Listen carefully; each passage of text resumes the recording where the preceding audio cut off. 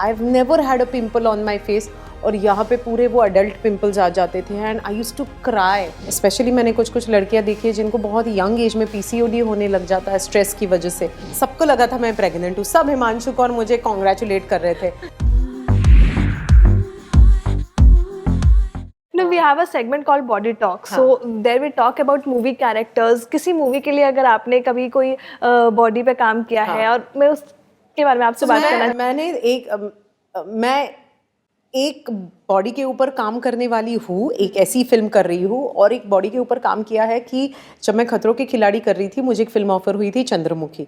That time eight खतरों के खिलाड़ी आई वाज 47 kgs।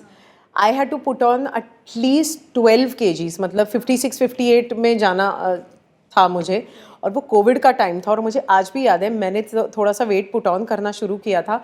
सबको लगा था मैं प्रेग्नेंट हूँ, सब हिमांशु को और मुझे कॉन्ग्रेचुलेट कर रहे थे, कह रहे अरे वाह तुम लोगों ने क्या कमाल का चांस देख लिया and you know you are going ahead with it and we were like dude ऐसा कुछ भी नहीं है। अच्छा, और मैं बता भी नहीं सक रही थी कि यार मैं एक फिल्म के लिए रेडी हो रही हूँ वगैरह वगैरह। So I think that was one thing. एक फिल्म है जो एक रनर के ऊपर है जो मैं करने वाली हूँ, तो उसमें आई एम अ रनर जो बहुत ही ड्राउट वाले एरिया से आई है, मतलब सातारा के कहीं छोटे से गांव से आई है जहाँ पे कभी पानी नहीं मिलता है, तो मीलों दूर तक पानी नहीं मिलता है। तो वहाँ की एक रनर है जो कॉमनवेल्थ गेम्स जीती, ललिता बाबर करके, तो उसके लिए मैं बॉडी ट्रेनिंग करूँगी। मेहनत लगता ना यार, क्योंकि पता है पर्दे के पीछे तो हम देख नहीं पाते कि क्या चल रहा है, कि इसलिए I wanted to talk on this kind of topic कि जहाँ हमें पता चले कि एक एक्ट्रेस कितनी मेहनत करती है। यार सब लोग ही करते हैं, मुझे ऐसा लगता है। हाँ, एग्जैक्टली, एक्टर्स सारे everybody does their bit because you know जब कोई थका हारा इंसान आपकी फिल्म देखने आता है, he is not only putting his money but he is also putting his energy, his time, तो बहुत बड़ी रिस्पॉन्सिबिलिटी होती है। एंड यू फील आज के लोग भी अवेयर हो चुके हैं सारे यू नो हेल्थ को लेकर कि नहीं भाई हमें, क्योंकि एक तो उनका ये भी टेंशन रहता है कि रिलेटिव्स क्या बोलेंगे अगर हम थोड़े से फैट हो जाए या कुछ हो जाए, तो एक डू यू फील दैट कि अवेयरनेस बहुत ज़्यादा बढ़ गई हेल्थ को लेकर? देखिए, अवेयरनेस तो बढ़नी ही थी with the whole you know blast of social media and internet and everything. Information तो आज आपकी हथेली पर अवेलेबल है कि नहीं?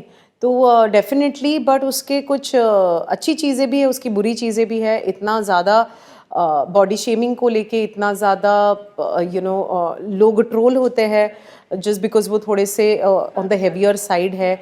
और स्पेशली मैंने कुछ लड़कियां देखी है जिनको बहुत यंग एज में पीसीओडी होने लग जाता है स्ट्रेस की वजह से।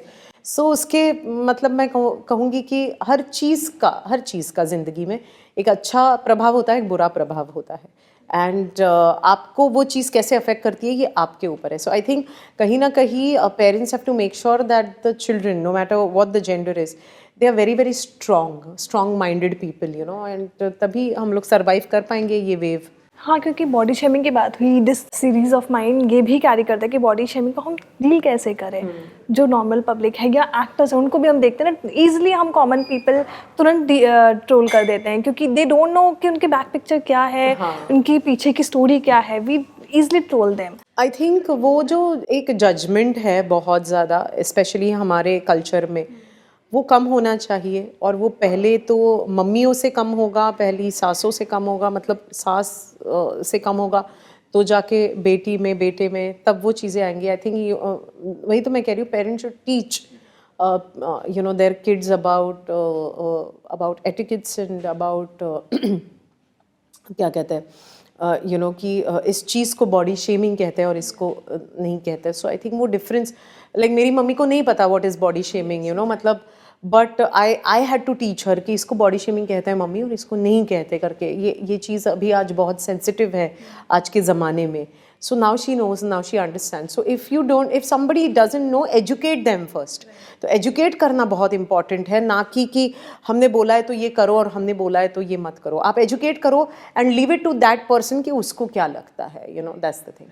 Do you remember in your life, in your phase, you have seen such kind of circumstances आपके पास? मैं आपको बताऊँ कि राजी के वक्त मुझे PCOD डिटेक्ट हुआ था। सो तब मुझे पता ही नहीं था कि क्या करना है, कैसे करना है। अच्छा, मेरी माँ को भी नहीं पता था तब, because we come from a very middle class Maharashtrian household and PCOD क्या होता है उनको भी पता नहीं था। तो मैंने अपना पूरा रिसर्च किया, मैंने कुछ डाइटिशियन न्यूट्रिशनिस्ट निकाले, एक दो लोगों से बातें की, बहुत नोट्स बनाए, तब जाके मुझे पता लगा today I can speak about it, today I can share my experiences. But I have never had a pimple on my face, और यहाँ पे पूरे वो अडल्ट पिम्पल्स आ जाते थे and I used to cry. तो मुझे पता है कि कैसे होता है कि आपका मेटाबॉलिज्म ड्रॉप हो जाता है, आप इतना सा खाना खाते हो तो आपको लगता है कि मैंने कितना खाना खा लिया। तो everybody has to go through it, मतलब specially women have to go through it. But है, अगर आप खुद को एजुकेट करोगे उस मामले में, and there is so much of help today in the world that is available, B it doctors, B it nutritionist, B it healers. I think ये लोग जो है वो बहुत ही कमाल की कम्युनिटी है जो हमें मतलब कदम कदम पर हेल्प कर सकती है अगर आप हेल्प मांगो तो। So I think educating the other person and educating yourself is very important. But it was such a lovely chat, Amrita. Same here, it was so I just lovely. enjoyed talking to you. Thank you so much. Thank you so much for joining with me. Thank you so much. Hi guys, this is Amrita Khanvilkar and you are watching me on Bollywood Now.